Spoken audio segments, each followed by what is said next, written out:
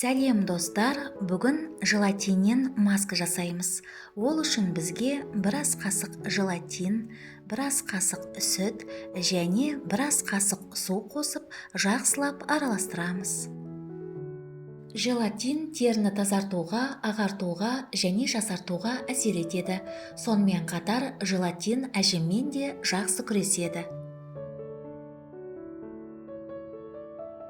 Қоспа ісінгенше 10 минутқа қоя тұрамыз.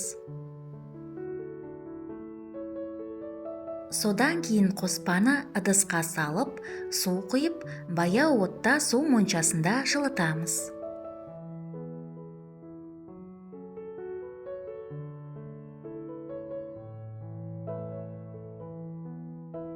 Қоспа ерігенше баяу араластырамыз.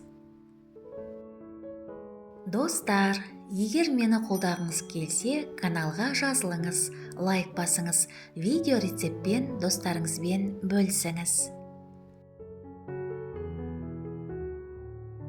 Дайын болған масканы сәл ғана суытып, тазартылған терге жақсылап жағамыз.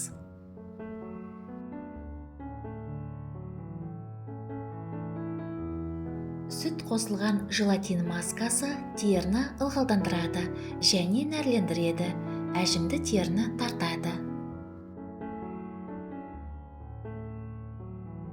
Бұл масканы аптасына 3 рет қолдануға болады.